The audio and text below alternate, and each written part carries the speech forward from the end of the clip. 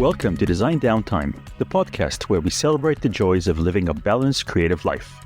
I'm your host, Guy Siegel, a design director in Toronto, Canada, and I invite you to join me on this journey as we redefine what it means to be a successful design professional.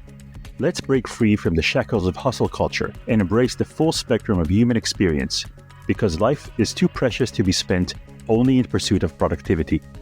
Today, I'm thrilled to talk to Elyse Holladay. Elyse is a longtime design systems practitioner and speaker, currently the solo design systems engineer at Color Health. She was tapped to start the first design system team for Indeed, has taught hundreds of hours of technical training content, and has been invited to speak at well-known industry events such as Clarity Conference, CSSConf Berlin, and Frontend Design Conference. She's a technical generalist who can flex between design, code, glue work, and OKRs, once quit tech to build a personal style program, is an off-the-charts extrovert, avid reader, and expat Texan with an armadillo tattoo. Elyse, welcome to the show. Hey, Guy, thanks for having me. We've tried to do this at least once before, and it was a disaster, so I'm excited to get it right this time and hang out with you. We're starting out of the gate from secrets from the production. Yes, exactly. We failed recording V1, which you will not get to hear. I'd rather look at it as we succeeded in training for this recording. Yes, we practiced. So you want to talk to us today about sewing. I do. I keep thinking about this. You have your little graphic that's like, Elyse Holladay loves sewing. And I think the reality is more that I'm like, I don't know if I love it yet. It's so hard. I'm still just learning, but it's such an interesting creative pursuit, and I'm excited to share about it. That's awesome. So as always, the first question is the origin story. Where did you first start with sewing? Yeah, so this is actually really new for me. I bought my first sewing machine in summer of last year, so summer of 2023, or on my birthday in May. My mom sewed when I was a kid, and I think a lot of people our age, that was the case, right? Like our parents still sewed, or certainly our grandparents did, or they mended our clothes. For us, I'm in my late 30s, like we just went to the mall. Like by the time we were teens, like you just bought clothes. You just went and, picked stuff up, and fast fashion was already very much a thing in the 90s. And so, even though my mom sewed as a kid, it wasn't like I didn't pick it up from her. It wasn't a thing that I have been doing my whole life. When, as I got older and really started to think about, who am I as a person and what is my style and how do I want to dress? One of the biggest problems that I had was that a lot of clothes don't fit me very well off the rack. And I think a lot of women listening to this maybe can appreciate it, and some men too. But, you have breasts, you have hips, you're tall, you have long legs, you have thighs, you have there's just so many ways that bodies can be. And then finding clothes that fit can be really, really hard. And so I guess the real origin story of when I started to pick this up was when I did my personal style program. So I quit tech for a while and I built an online personal style program. So I had clients who would come in and I would teach them, how do you shop sustainably? How do you understand and define your style? How do you learn to get clothes that fit? Because fit was one of the biggest problems that all of my clients had. Clothes just don't seem to fit me right. Like whether that's, they're too short, they're too long, my pants are too short, my pants are too long, they don't fit in the hips, they don't fit in the waist gaps, just all these details. And so I spent a lot of time researching, why is that? Why do brands make clothes like that? Why don't brands make clothes in more varied, shapes and patterns? And it's because it's expensive is the TLDR, is why they don't do that. But I learned a lot about it. And then I actually had a couple clients in my program who sewed. And they were like, yeah, it's hard, but you get to make clothes that fit you. And I think that really stuck in my brain. And the ideal, the dream is how do I make a pair of pants that actually fit me? And it really just lodged in there. And then last year, so the reason I actually started, there's always a moment where you're like, I'm actually going to do this and not just think about it. So last year I was job hunting. I had closed the personal style program, but I didn't have another full-time position yet. I was trying to come back into tech, but it hadn't really resolved itself. It was 2023. The job market was weird. And I was like, I've got to have something to do to occupy myself. I need a hobby. My life is not just work, and I've got to have something to do. So I was like, okay, I want to make things. I don't want my hobby to be more computer. Which is funny because sewing is also a thing where you like sit at a desk with terrible posture, like hunched over a tiny thing and like give yourself a backache. But that was it. I was like, I really need something to do. And I think I'm going to try my hand at this and see what happens. So how did you actually start? I started first by taking a class. So, it's a commitment. Like there are some hobbies I think that you can do for free. And sewing is not one of them. You have an expensive sewing machine, you have fabric, you have notions, you have patterns. There's a lot to purchase and a lot to, commit to. It is not cheaper than buying clothes, for sure. Maybe in the past it used to be, but not now.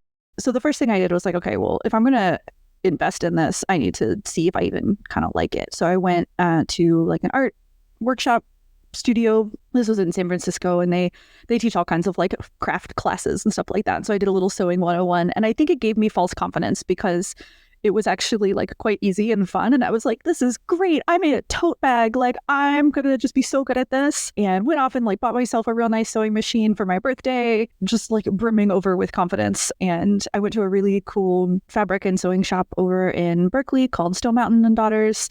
And they hooked me up with like, you need this much fabric and here's how and here's a really good like beginner sewing pattern for like, it's like a boxy t-shirt. Like it's literally a front and a back. The arms are part of the front, like so you don't even have to sew like a shoulder seam or anything like that. And I was like, all right, let's do this. And so I got into that. I started making that shirt and I made it. And I mean, like it was actually very exciting. I was like, wow, like I made a real thing, like a real piece of clothing. But I have to confess that the binding on the neck fell apart in the first wash. So it was not really an auspicious beginning. You took that class, you saw you're incredible from the first time. Yes, genius. Which can sometimes be even more dangerous than not doing it well the first time. Well, it wasn't true, so. And then I'm assuming you got your own machine. Are you a researcher? Did you research what's the best one to get? Not much. I did a little bit. I had a specific price point and a couple of specific things that I wanted it to do. Old school machines are like completely mechanical, and some of the newer electronic ones have, and sewists are divided on this topic. Like you will hear people vehemently be like, do not get an electronic computerized one. If it breaks, you're screwed. But the computerized ones will do things like automatically sew buttonholes. And you can fix the speed. So it's not just the foot pedal, right? Like how fast the needle is going up and down, you can control with the machine rather than like with the foot pedal yourself. So there were some computerized things that I wanted. So I did a little bit of research to try to find something that was like in my budget. And then when I get on a roll with something, like when I decide that I'm really going to do something, it's much more effective for me to just like YOLO it a little bit and like go with it, because it can be so easy to get caught in like analysis paralysis, right? You're just like, oh, there's so many options and I'm going to go try all of them out. And I'm like, what if this? And what if the computerized machine breaks? And then you just never do it. And so once I've decided, sometimes I'm just like, yeah, okay, this one's good enough. It'll be fine. Like, I don't know the difference between this or that other like complicated sewing machine feature. I like barely knew how to put two pieces of fabric under the machine and like make it go. And so I was like, it's going to be great. Doesn't matter. So I kind of just went for it. So what were those first pieces you tried at home by yourself? After the first shirt, I actually did try to make, I had a couple like failed things. I tried to make a pair of shorts. I went to this really cool place in San Francisco that's like it's like a donation art shop. Like people like donate, if they have like old sewing stuff or old craft stuff, or, like a shop closes and they just like donate to this place. And it's just like a giant like warehouse, like dump full of just like, just like bins and bins of buttons and stuff like that. And so everything's like really, really cheap. And so I got some fabric there to play with. And anyway, I tried to make a pair of shorts, but it was in this like double gauze. So it just like frayed all to hell. And then like I got it mostly done. And then I realized I had put the elastic in, like twisted around. And so I was just like, I give up on this. Like they're still in my like drawer, like not even finished. I tried to make another shirt.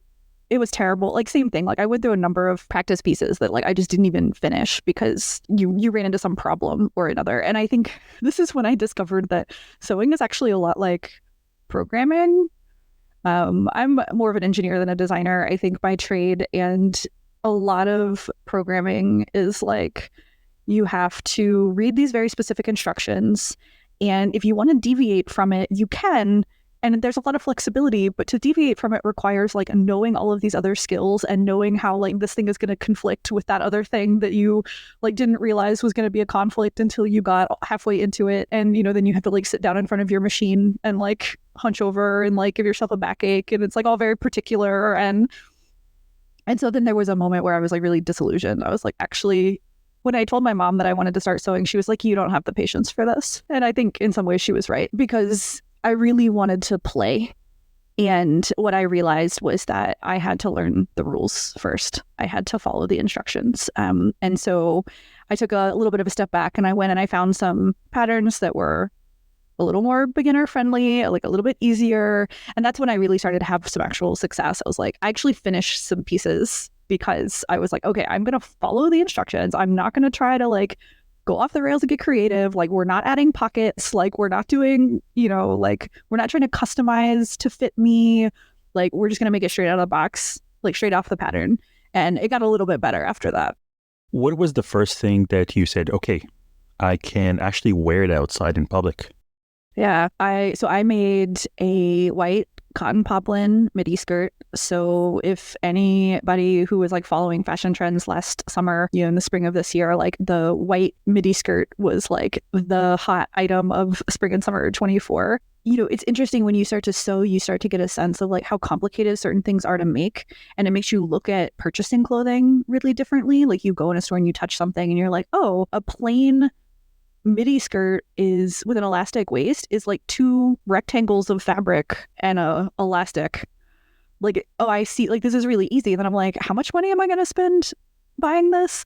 But then if you can buy one for $20, you're getting some like crappy fast fashion, like the people who are making that are like not getting paid. They do not have healthcare, or like they are in a really terrible situation. And so you're like, okay, well, I don't really want to buy a cheap one either. But, buying all the materials to make it yourself, you almost end up spending as much as a nice one anyway. And then if you're as good as I am, you end up with a crappier outcome. But that's beside the point.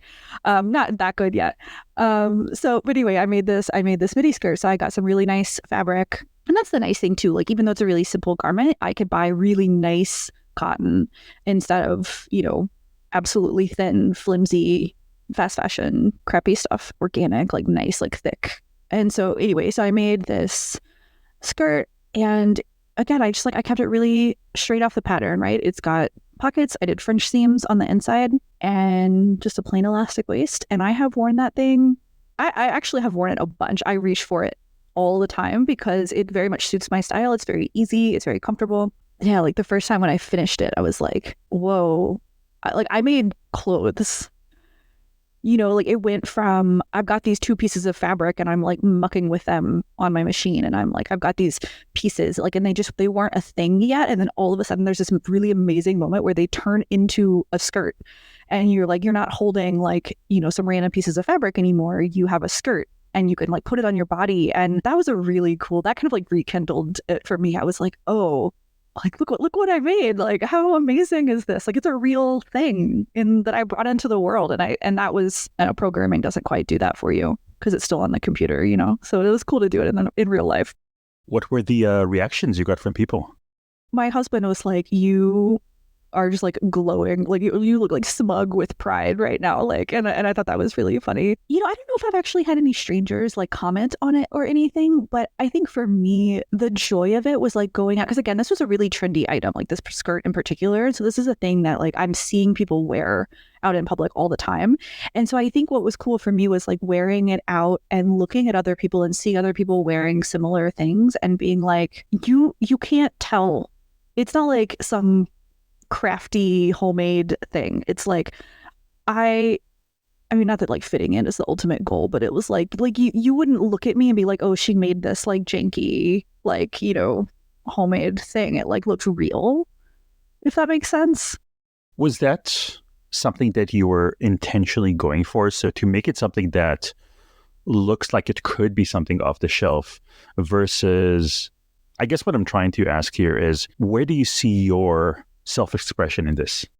Mm-hmm. I think for me, style and even sewing, like it's not really about artistic creativity in a way that I think, maybe for a lot of people it is, but for me, I'm more interested in it as a skill because, like I said, I find it very challenging to find clothes that fit me. So there are so few pants that fit me off the rack. Like my waist and hip are 3 sizes different.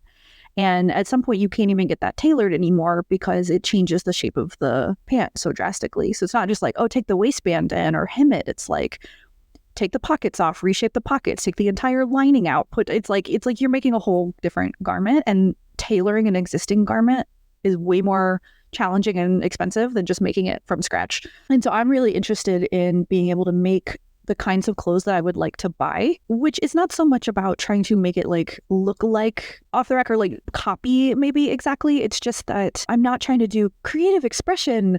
I'm trying to make the kinds of clothes that I want to be able to wear that I can't find, and which in a lot of cases are actually quite simple. I think I've really come around on the idea that this was very much like the 90s, 2000s, like millennial concept of like authentic personal style. And this is something that I used in the marketing for my style program. I was like, we were all in on this idea of like style as personal, authentic self-expression, right? Like you have to say something about yourself through the clothes that you wear. And I think we can. And I think that there's something really interesting happening in fashion right now where, micro trends on TikTok and stuff like that, they're very much about replicating a very specific look. There's a really great book called Amatora that's about the emergence of Japanese like Ivy prep, like in the 50s. A little bit later than that, but they were like replicating 50s American Ivy style, like Ivy college style. In this book, one of the things that they talk about, the emergence of fashion as a thing in Japan, was really about following the playbook. Like there's a specific way that is IB style, like a specific way to dress, specific items, a specific way you style things. And to be part of the community of like IB fashion people was like, you're following the playbook. It was about belonging to that look rather than like self-expression. And I see that happening in micro trends now. And I wonder how much we were fooling ourselves that like authentic self-expression around personal style was like really a thing. I think I gave a lot of people anxiety. Like, I don't know who I am. Like, what if I just want to wear jeans and like, a t-shirt? And then it's like, oh, well, you're normcore. It's all about like fitting you into a group, right? Anyway, I digress. But my point is, for me, it's not about trying to get creative or express myself in certain ways. And definitely as a skill, creating a garment, like designing a garment and then designing the pattern for it is a whole different ballgame than making a garment out of a pattern that somebody else has made. I would be very happy to be able to do that at the level of pants, but I have never successfully made a pair of pants. So we've got a ways to go before we're going to get to creative self-expression. I know you got into sewing fairly recently, but is it something that you've always been into, the sort of making, crafting things? No. And that's why this is a really interesting like swerve on my part. Like I was not the art kid. I think, for a lot of designers, maybe you're very creative, you're very like artistic, you went to art school. Obviously, I'm generalizing, that's not true for everybody, but like I was a designer and an engineer in the functional sense. Like when I was a kid, the thing that I was making wasn't art. It was the menu for a dinner that I was going to cook for my parents. I was organizing things. Like I was the one who was taking color-coded notes in school that other people borrowed. And so for me, it was a very like functional and not so much creative. It's like creating things that do something. And I think, web and like software is very like natural place for that to go, right? Like you're making a UI. Like I'm way better at making a UI than I am at making art. I'm terrible at making like designs and branding and, but UI makes sense. And so I think there's like a functionality thing that's there in sewing too, where it's like, I'm much happier with like the results because I've learned this skill that has enabled me to do the thing. Does that make sense? Yeah, for sure. So now that you're more like anyone who learns a new skill and gets immersed in that world, when you go into a clothing store, is it different for you? Do you look at things in a different way? Oh, so different. So different. It's actually mostly frustrating because I'm at a point with being able to sew where I've started to be able to see how things are put together. And so I go in a store and I look at something and I'm like, they're going to charge me $200. Like, this fabric is crappy. Like, these seams are just serged, which is like, look on the inside of your t-shirt. And, you know, when you see the seam where it's got like all the like extra like loopy fabric and the seam kind of like sticks out, that's a really inexpensive way to do a seam. Great for knits, great for t-shirts. But when you see that on a woven fabric, like a cotton or like a twill, like a trouser fabric or something, it's like not denim, but like a lot of times it's just cheap. And so you can do what's called a fringe seam where it's like enclosed. So you don't have the raw like edge. The raw edge is like fully enclosed, so you don't feel it on your skin, which is really, really nice. And so like, you know, yeah, like I'm in a store, I'm looking at something. I was like, okay, this thing is $200. The seams are cheap. There's like stray threads, like it's not lined. Like this fabric is really see-through. Like the fabric is not actually all that nice. Like the finish is not really that nice. And I'm starting to be able to like see that and to be able to say, I understand how I could put this together. Like it's just a collar and a front and a back. Like I should be able to make this, but I'm not at the point where I could actually make it really very well. And so what is that Hourglass quote about taste, right? It's like my vision, my understanding of my taste is like has outpaced my ability to actually create things. And so I'm trying really hard to balance. I want this thing, this piece of clothing, I could make it, but it takes me so long to make things. And I have a number of things in the works right now that like, it's fun to start a project, but the finishing is very, very like detailed. It's like you have to do all of the like nitpicky detail work at the end. And so it's really easy to lose steam. And so like I have a couple things going right now that I really need to finish. I made a really great tank top a couple weeks ago. And then when I was doing the finish details and like trimming the seams, I cut a big hole in it. And so like, that's where we are, you know, we're still like, we're not really like churning out regular things to wear. But yeah, going in the stores is like, I'm not sure all the time if it's like, is it worth it for me to buy this? Is it worth it for me to make it? And is this something, like the question I keep asking myself right now is this something that I can actually like finish and make and actually wear? And I haven't had too many more successes other than that skirt, like just a couple of things. I made a shirt that I ended up giving to my brother's wife, a little like linen peplum tank top. And then I made that tank top that I cut a hole in, and I was so excited to wear it, but no. And then I've got another skirt that's like almost done, and a pair of pants, like just like wide leg pajama style, like cotton pants that I've cut, but I haven't started sewing yet. And so I'm like, I got to finish some of these things before we start anything new. I'm really not trying to make any parallels to the should designers code discussion, but looking back at your own fashion consultancy practice and having now hands-on experience, do you look back and say, oh, I really understood things differently than I do now, or I should not have made that kind of recommendation? Interesting. I like to think the answer to that question is no. I understand better why.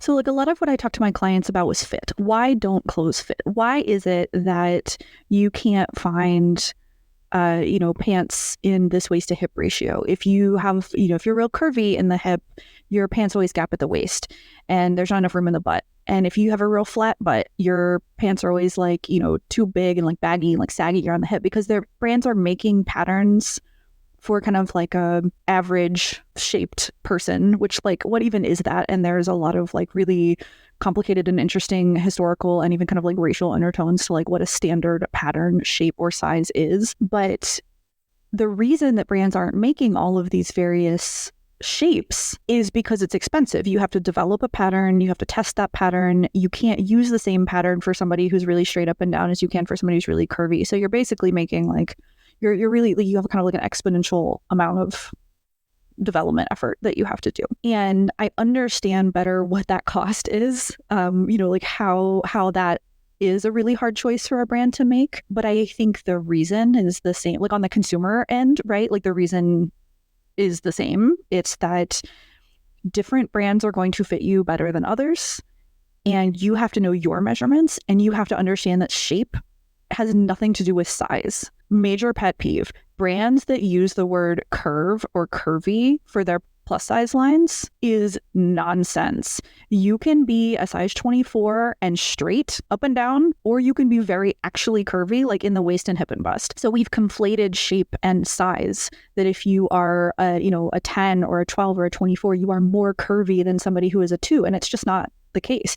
And so I think that remains the same. And, what I was teaching my clients around that remains the same. Like, you have to find brands and patterns that are shaped like you, because you are a 3D object. You are not a size 4. Like, you have lots of measurements. You cannot be reduced to a single number. And so I don't know if I would have taught anything different in my program, but I definitely understand better now what that actually entails. For me, again, like, my waist to hip ratio is really, really different. Like, I'm 3 sizes different in the hip than the waist. And making that garment is really hard, because let's take a simple pair of elastic waist pants, like a pajama pant, right? It's got a hip size, like the part that goes around your butt is a certain size, and then it's got an elastic waist. So the elastic has to stretch enough to go over your butt, but it also then has to shrink enough to fit your waist. And sometimes the elastic just doesn't stretch that far. And then if it does, you have so much extra fabric around the waist that now you have a stupid looking pair of pants that nobody wants to wear. And so I just have a lot more respect for how challenging it actually is to make things that fit people really, really well. Like, that is a really incredible skill. And I have a lot of respect for pattern makers. So you started by saying that your parents, their generation, used to sew. The generation before it was a lot more common and accepted. How do you find people of your generation today with sewing, with these kinds of skills? And how is the sewing community around you? I wish I had one. I think so. Some context or my personal context around this question is that I've last year moved from Austin to San Francisco. So I was talking about being in San Francisco when I started to learn to sew. And then since then, we've moved to Los Angeles, and TBD on where we're going to go next. We may have to move again in the next 3 to 6 months. So it's been quite hard to develop community for me personally, just because of the context of my life. But I will say there are a surprising number of, I'll say, like, millennial, mostly women, but I mean men too, like more men than expected, or than historically expected around gender roles, like, we'll go with that have gotten into sewing. And there's a really cool place. There's actually a number of shops and like studios and stuff in LA that are doing this, but in San Francisco, out in Oakland or Berkeley, there's a place called Studio Sessions that they have like an open studio and like workshops, and you can come and do it. And I think a lot more people are getting into it because you don't want to support fast fashion, right? You don't want to buy cheap stuff. You want to be a little more thoughtful about what you're doing. It's a really interesting skill to learn. It's a very valuable skill to learn. I know one of the things that we joked about before on our failed recording is that, like, all of the hobbies that I'm interested in are like apocalypse skills.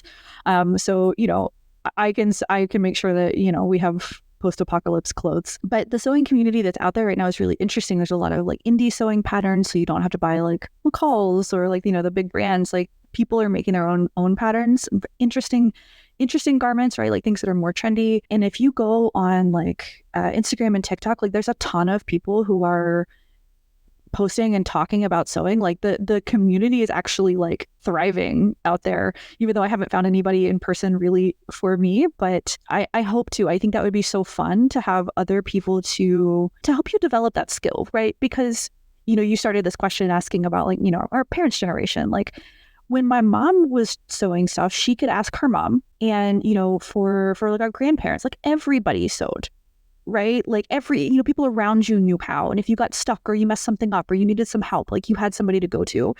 And I think that makes it just so much more fun and engaging when you have somebody else to learn from and somebody to bounce ideas off of. And so I think that's my one like biggest hope for the future of this hobby for me is to find some of that community in person and not just do that thing where you sit on your phone and scroll TikTok watching people sew and thinking about how you should be sewing, but not actually doing it. You mentioned you have a couple of pieces that are almost done and you need to give them finishing touches. What other sort of like the big pieces you were looking to do? What's that white whale? The dream piece. Honestly, I know I keep harping on pants, but I think it's pants. I would really love to make a pair of trousers. They don't have to be super complicated, no bells and whistles, just, zip fly, waistband pockets.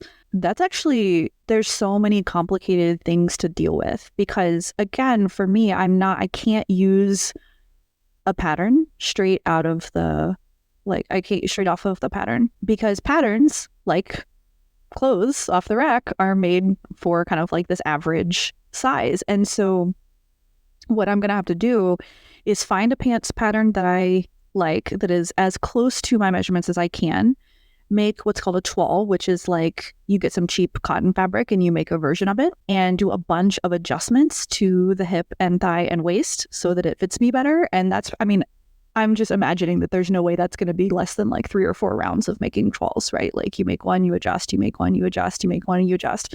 When you finally have it kind of the way you want, then you have to trace that back to the pattern so that you can have a pattern piece that you can then cut out in your real fabric. And then you have to figure out how to make a waistband and pockets and a fly, which is a zipper, which is like multiple layers. And like, there's like 12 skills that I just haven't even gotten to yet. But I think that's the dream. And I think to get there, like I've been trying to work on a pathway, like what do I have to make to get there? So like the first skirt I made was elastic waistband. That's easy. You make a tube and you put elastic in it and then you stitch it down.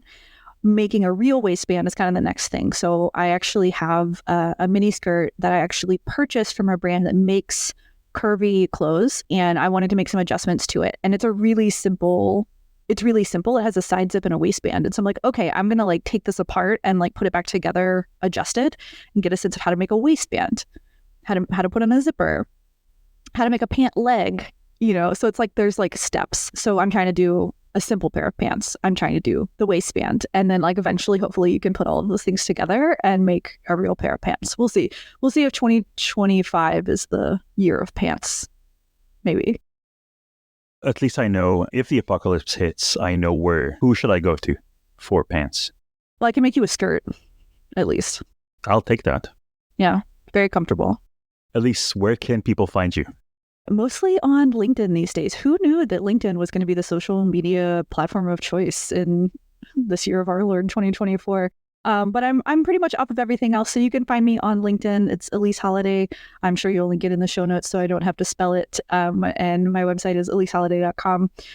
So come message me on LinkedIn. If you're into sewing, if you are in tech and you're into sewing, like DM me. Like I would love to make some sewing friends. I would love to see what you're working on. Thank you so much for joining us today. Thank you for having me. It was a lot of fun. This is all for this episode of Design Downtime. Thank you for joining me. And until next time, I hope you enjoy your downtime.